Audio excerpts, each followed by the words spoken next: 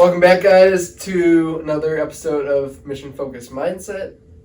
Today we're going to talk about reflecting in a little more of a business sense. So Ronnie and I are going to have a discussion about this and just see where it goes. So, Ronnie, obviously, you, as your main thing that you're doing day in, day out, you run a business. Right. So, I don't know, talk to me about this. So reflecting is really big. Like when you branch off and you do your own thing. Dude, these flies are it's me off. But it's really big when you branch off, because when you're working for someone or you're with a company, there's already these systems in place. Mm-hmm. So even like as far as what the schedule is, what times are we open, what are our operating hours, how do we sign someone up, how do we take like a point of sale, if it's a gym, the gym already has pre-scheduled classes and training. But when you work for yourself, you kind of have to put those systems together yourself. And you know this a little bit with just like the nutrition and meal plans. There's not like a template out there. You can't just look up a company or a website that you like and say, oh, they do it this way, let me plug it into my life and my business and work. It doesn't really work like that. But the only way you could really make your business optimal for you and work, you have to reflect. It's constant. Like me and Marissa, we have reflections on the way home and to work. Like 5 in the morning, 4 in the morning, we're driving to work. We're reflecting on how the day's going to go. When we're done with work, we reflect, hey, how did that go? What can we do better? What are we going to do next week, next month? And we're always kind of looking like next year or 6 months down the road, just because what we do today does have to line up with what we want to do tomorrow and next month and what our bigger picture is. Because if it's not, then when we do get to that mile marker, we're not going to be able to take that next step. So reflecting and just always knowing kind of where you're at and how things are going is huge. Probably more so in business than almost any other aspect of your life. And how much of that is like done, let's say the reflecting, how much of that is like just done in your head? Right. Each kind of is like just a thought process versus like, are there things that you like physically take action and do as like a real step in reflecting? Like, do you write things down? Do you have like an action plan or like a list that you just like check things off? Or like, what's that mindset? Our day-to-day stuff is more so like in our head, and then just verbal communication, making sure we're on the same page. Mm-hmm. Like I said, that could be 3:30, 4 in the morning on our drive here, just communicating and figuring out how the day's going to go and the week. But like our long-term goals, that's things that we write down and we actually have almost like a business model or a business plan for, and things that we can constantly update and check off or take out based on how things are going and the shift that we're seeing or the trends we're seeing, like with the business, based on what we like and what we don't like at the time. Got it. So yeah, you mentioned that like on your drive, time reflecting. I tell you, like, I have a long commute to work every day from my way longer than us. So I do a ton of reflecting on that drive. It's prime peaking time. I know. That and showers, you know. Right. Yeah. But seriously, just like for me, I like to get, now this isn't only for reflecting, but just like when I get an idea, which a lot of times it is reflecting on what I've been doing in the business or just my goals in life or whatever, I will, just be kind of deep. I gotta get into a spot where like I'm thinking about it critically. Right. And a lot of times it does happen on a drive, and I might get based on what I have been doing with my business and where I want to take it, so effectively reflecting, a lot of times I'll get an idea, and then what I'll usually go do is I've got a system of good old Post-it notes. Yeah, there you go. That's all you need, everywhere. Though. It doesn't have to be crazy. So usually I do that, and I just literally create a checklist for myself. So whether that's creating a new system with how clients check in, or just adding some aspect to that, just being able to think about the business critically and keep evolving it. Right.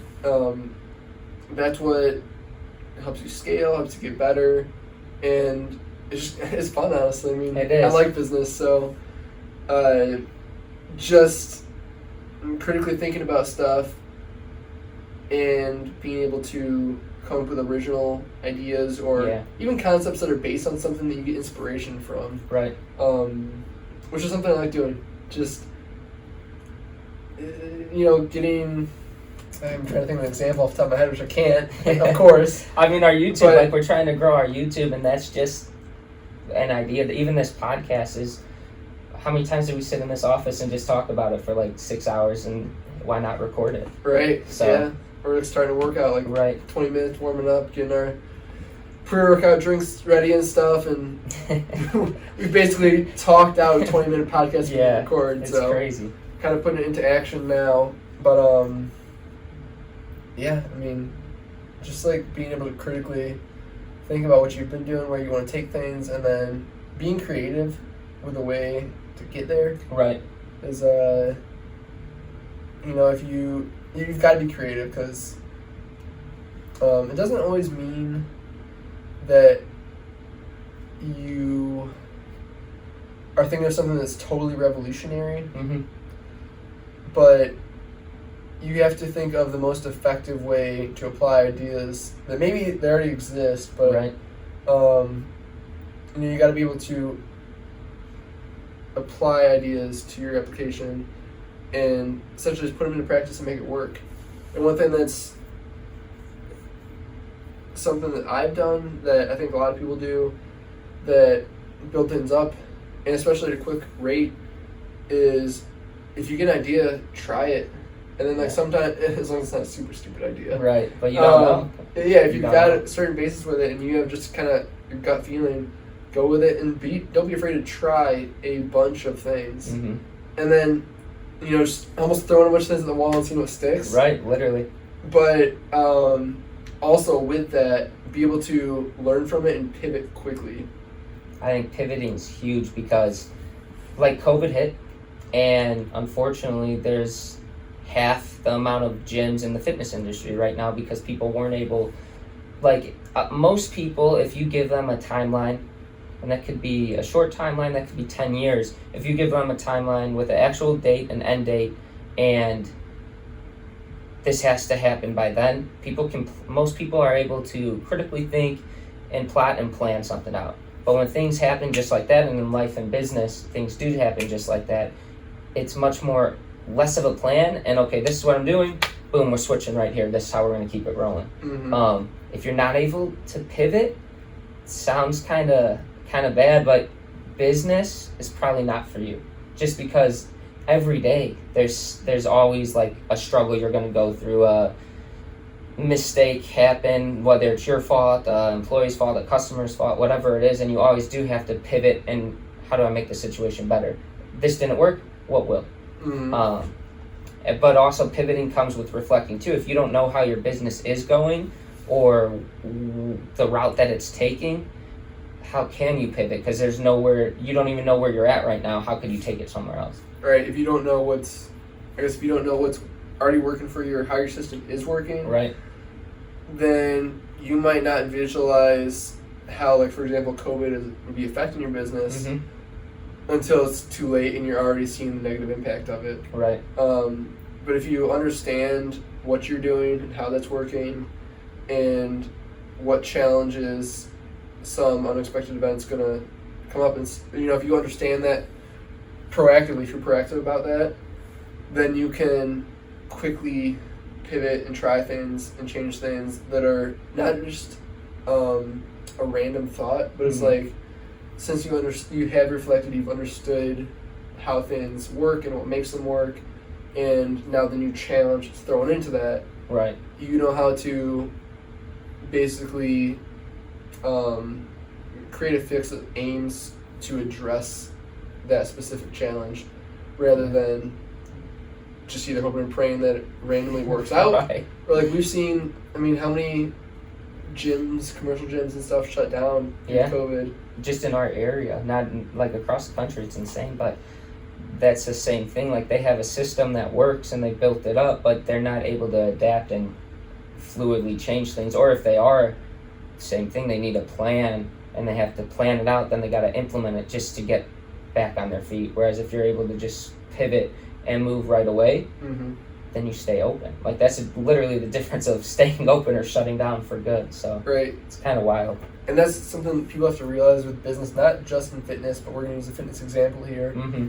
is, for example, when COVID hit, fitness did not go away as an industry. No. Even though tons of gyms shut down, fitness did not go away as an industry. But the gyms that shut down, they just didn't pivot to realize how to continue getting that money. Mm-hmm. The money is there, whether you are doing well or you're not.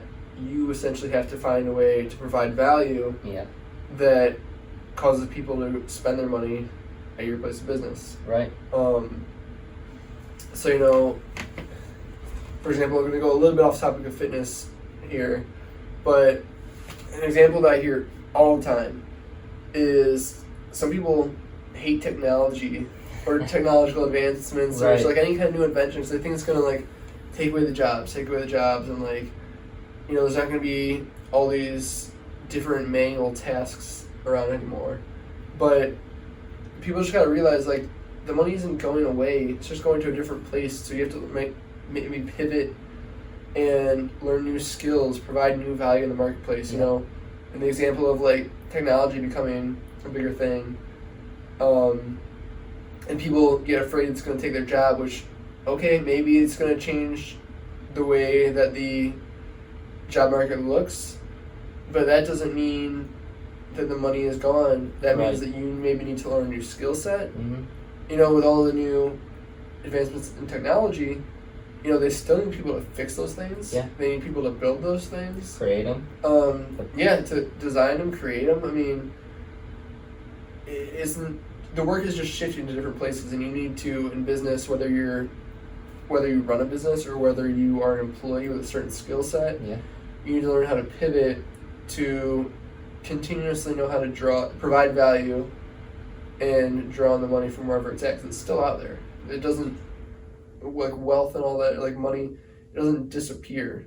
It can be redistributed, and you need to figure out how to pull some of that distribution towards you. Yeah. So. No, that's a good point.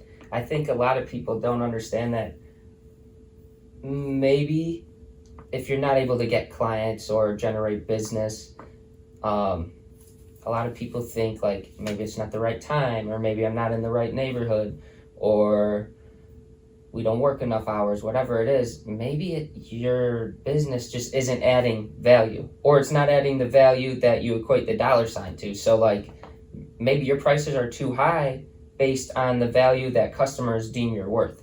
So you could keep the prices the same, but then you really have to adjust and figure out the service you're providing is not good enough. How do we make it better so that we do generate that type of income? Mm-hmm. Or what's a price point that I can drop down to that people are comfortable saying, okay, that's worth it, I'm going to spend my money there. Yeah. And I think that's like an aspect people don't realize a lot of the time.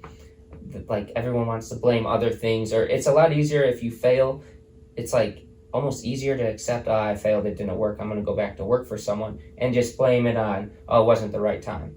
COVID hit, this happened, this didn't go my way, I didn't get that business loan I was supposed to get. And it's a lot harder to say, all right, what I'm doing is not working. Why is it not working? Because if something doesn't work, there's a reason. Like something doesn't, people don't just come up with ideas and this guy takes off and this guy doesn't. No, there's a reason he did better than you. Why are they doing better than me? What am I doing that's not working? And then what do I do to fix it? If you fix it, all of a sudden that money starts flowing your way and there's no reason to stop. But if you don't, again, reflect and look at the things you're doing, if you don't know what your day-to-day operations are and what your long-term goals are and who you're trying to serve, you're not going to make the money. Either way it goes. So yeah, and understanding, you mentioned providing value. Yeah. And I think that or people that run a business need to understand exactly what that means, because a lot of times there can be disconnect sometimes Right. of what you think is value you're providing versus what the marketplace and the customer actually perceives as value. Right. So that's another thing, honestly, you have to reflect on is you got to kind of get outside of your bubble a little bit sometimes from a mental perspective. Yeah. And look at, say, your business model. If you were the consumer, you got to put yourself on the other end and, kind of get out of your own mindset and really see if that structure you have going for your business, what you're providing, the prices you're charging, if that is really value that the consumer wants. Right. Or if that's the value that is perceived as being worth it from the consumer's perspective. Because you might be a super hardcore believer in something, you think this is the best thing ever, but if the belief and the perceived value from the consumer side is not there, then your business is not going to survive. Right. So, yeah. Do you have anything else to throw in there? No, I think that's a good spot to kind of let them soak it up a little bit. I think that sums up really just matching your service with the perceived value. And it's not, again, like he said, he summed it up perfectly. It's not the value that you think you're worth. Your value is what the customer is willing to pay.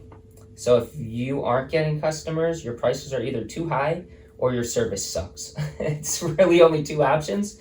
So sit back, think about it, find out if your prices match what the market is, what other competitors are doing in your field, then that might be a tough pill to swallow because it's probably going to come back on you and your service just isn't that good.